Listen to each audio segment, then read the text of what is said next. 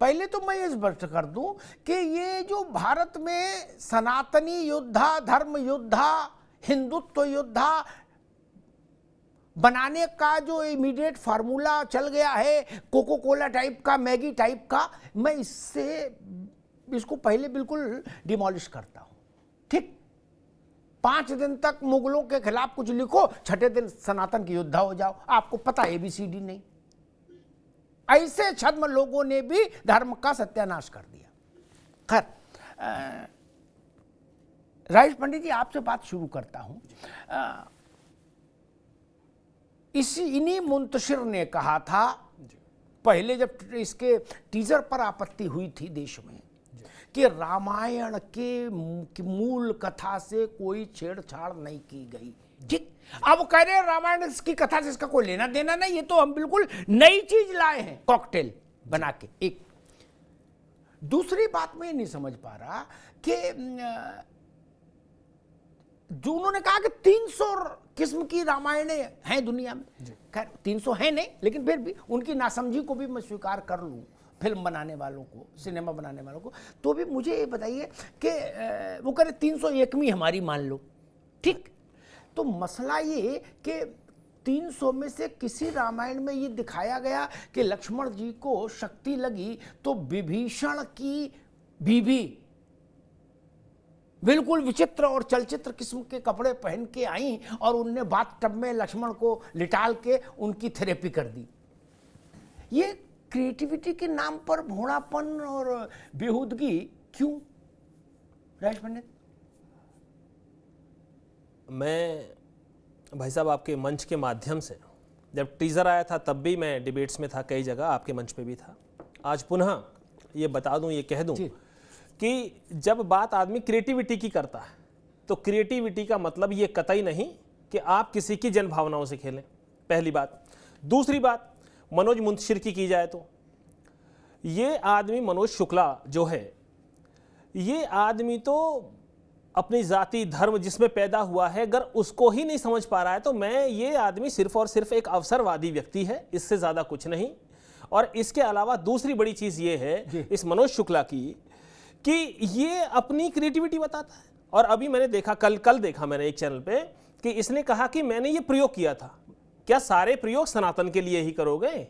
ऐसा प्रयोग किसी एक उनके लिए करके देख लो जो समझ रहे हैं, उनके लिए एक प्रयोग करके देख लो, तुम्हें पता लग जाएगा। और प्रयोग में तुम क्या प्रयोग कर रहे हो? 10 से 12 वर्ष के जो बच्चे हैं कह रहे हैं कि मैं उनकी भाषा में बात कहने की कोशिश में हूं। तो 10 से 12 वर्ष जो आपके मंच से लोग देख रहे हैं, दर्शक सुधीजन, उनको प्रणाम करता हूं, उन्हें बताता हूं।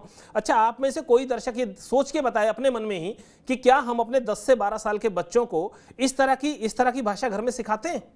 और वो एक इतने बड़े सिनेमा, इतने बड़े पैनोरमा परिदृश्य के माध्यम से वो कहता है कि मैंने ये डायलॉग जो लिखे हैं। देखिए, पहली बात तो ये कि मैं एज अभिनेता होते हुए 20-25 वर्ष से इंडस्ट्री में काम कर रहा हूं, तो मैं इसको विरोध ही नहीं, इसका घोर विरोध करता हूं। और ये कहता हूं कि मनोज मुंतशिर के साथ ओम राउत और फिल्म मेकर्स को कानूनी कार्रवाई के तहत इन्हें गिरफ्तार किया जाए, जेल में डाला जाए, जिससे लोगों को पता लगे कि इन्हें कितना कुकृत्य किया है। साहब जी, ठीक बात। मानवी जी, एक प्रश्न खड़ा होता है, मनोज ने कहा, ओम राउत ने भी कहा कि भाई हम इसके जो आपत्तिजनक संवाद है वो हटा देंगे। और मेरी समझ ये कहती है, आप अगर संवाद 5 हटाओ, चाहे 1 हटाओ, चाहे 500 हटाओ, आपको सेंसर बोर्ड में दोबारा जाना होगा।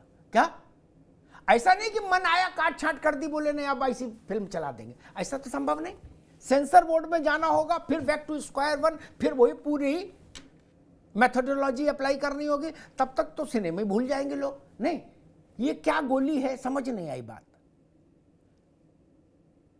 देखिए, मैं आपको ये बताना चाहती हूँ कि जब ये इसका टीजर आया था तो लोगों को कुछ ऑब्जेक्शन हुआ था टीजर को देख करके। तब भी मेकर्स ने मूवी को 6 महीने आगे एक्सटेंड कर दिया था और टीजर को के जो रिव्यूज थे उस हिसाब से ऑडियंस थे जो समझ रहे थे कि ऑडियंस क्या देखना चाहती है, उस हिसाब से उसमें चेंजेस करें और तब ये पिक्चर लिया है।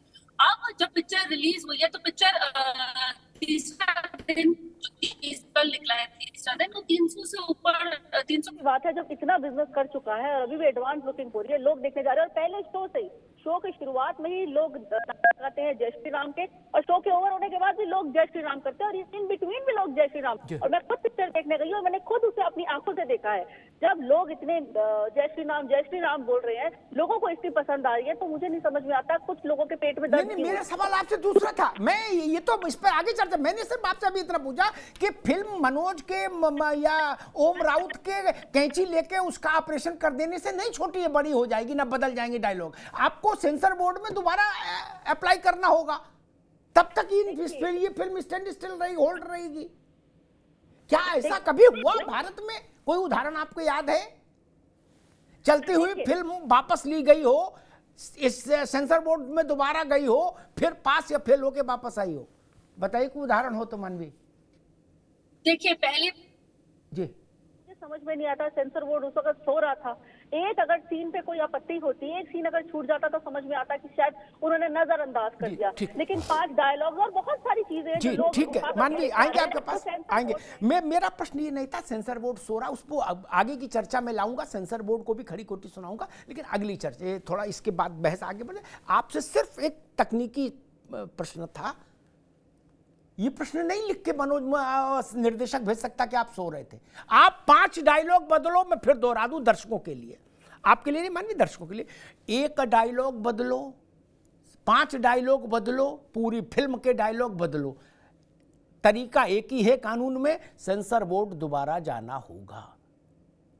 ठीक, इसलिए ये साफ होना चाहिए, ये गोली दे रहे हो, यह करना है, और करना है तो मैंने रास्ता बता दिया, कोई माई का लाल इस रास्ते का उल्लंघन नहीं कर सकता।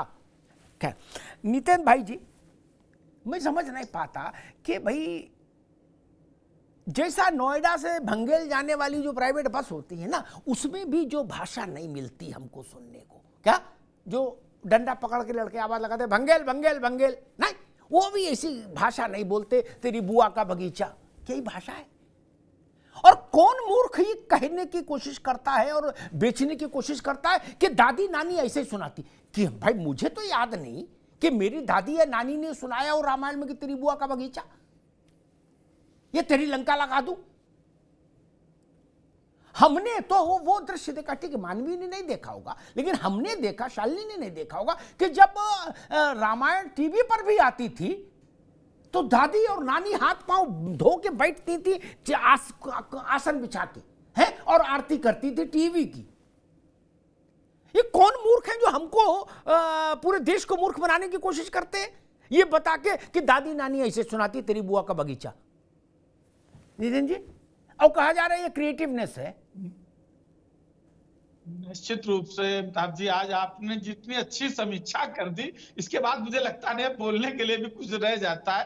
वास्तव में ये फिल्म के निर्माता निर्देशक का मानसिक स्तर पता चलता है कि ये कितने घटिया और कितने निम्न स्तर की सोच के लोग हैं। एक तो ये इस बात से अपने को बचा ले जाते हैं कि वो जो फिल्म के शुरुआत में पहले जो एक स्पष्टीकरण लिख देते हैं कि इसका इस घटना से और किसी चरित्र से, किसी व्यक्ति से कोई ताल्लुक नहीं है और ये काल्पनिक है सब कुछ, बावजूद इसके चूंकि इसका पूरा का पूरा जो चरित्र है, पूरी की पूरी फिल्म है, ये मर्यादा पुरुषोत्तम, जिसके नाम के आगे लिख दिया गया है मर्यादा पुरुषोत्तम, ये उनके चरित्र नहीं नितिन जी, एक मिनट फिर आप बोलेगा। इसमें कतई भागने की गुंजाइश में नहीं दूंगा, सारी गलियां पहले बंद कर दी, अगर कहीं खुली हो तो फिर बंद कर देता हूं। आपने ये नहीं कहा कि हमने कलात्मक फिल्म बनाई, आपने ट्वीट क्या किया, सनातन के लिए। बाप रे बाप, आप सनातन के लिए कुर्बानी दे के फिल्म बना रहे हो, ये एक विषय। और दूसरा मसला यही कि जो प्रसंग कंबन से लेकर राधे श्याम रामायण तक, वाल्मीकि रामायण तक, रामचरितमानस, किसी भी किस्म की रामायण में नहीं, वो ये कहां से लाए नितिन जी?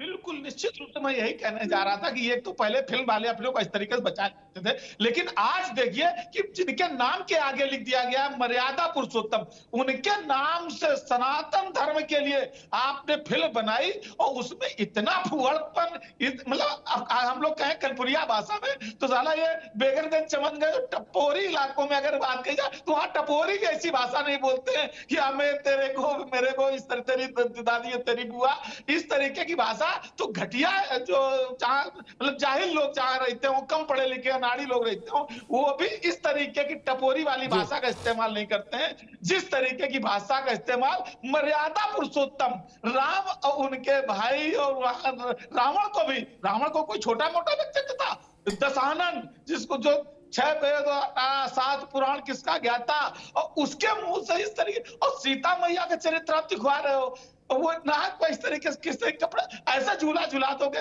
वास्तव में अगर सनातन के लिए ये फिल्म बनाई गई तो इससे ज्यादा सनातन धर्म का मजाक उड़ाने वाला, इससे ज्यादा फुहड़पन प्रस्तुत करने का से ज्यादा घटिया कुछ नहीं हो सकता।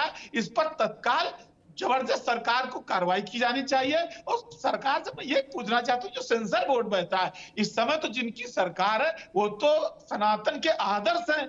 देश और दुनिया में भूतों भविष्य ऐसी सरकार नहीं बनेगी जो हिंदुत्व का सबसे बड़ा ठेका और देश दुनिया में धर्म बचाने का सबसे बड़ा ठेका, ऐसे लोगों की सरकार और ऐसे लोग सेंसर बोर्ड में बैठे हों और उनकी नजरों से कैसे ये चूक हो गई, मनोज भाई, यह बड़ी बात है। नितिन भाई ठीक आएंगे, दोबारा आएंगे आपके पास। मैं नेहा शालिनी दुआ के पास चलूंगा, उससे पहले 2-3 और तीखी बात कहने का मन है। पहले तो ये भ्रम निकाल दीजिए कि ऐसे लोग कहीं सनातनी है या कोई धर्म की लड़ाई लड़ने आए, नहीं, ये सरकार के हिसाब से अपनी पोजीशन तय करते हैं। क्या अभी तीसरे मोर्चे की सरकार आ जाए तो ये समाजवादी हो जाएंगे, अपना ट्विटर अकाउंट में लिख देंगे प्रखर समाजवादी। क्या कांग्रेस का आ जाए तो जवाहरलाल नेहरू का फोटो लगा देंगे साथ में। ठीक, भाजपा की आ गई तो लिख दिया प्रखर राष्ट्रवादी। सनातनी है कुछ नहीं, ये 2 के 4 बनाने वाले लोग हैं, ये समझ लो। ये धंधा के लिए आए हैं, बाकी इनका कोई विचार ही नहीं, तो धारा कहां से आएगी? क्या आपको लगता है ये कोई इतने विद्वान है कि इनके पास कोई विचार होगा? विचार हो तब ना धारा पकड़ी जाएगी। ये 2 के 4 बनाने वाले जो घूमते हैं लोग, वो है कि भाई चलो कहीं से धंधा मिल जाए।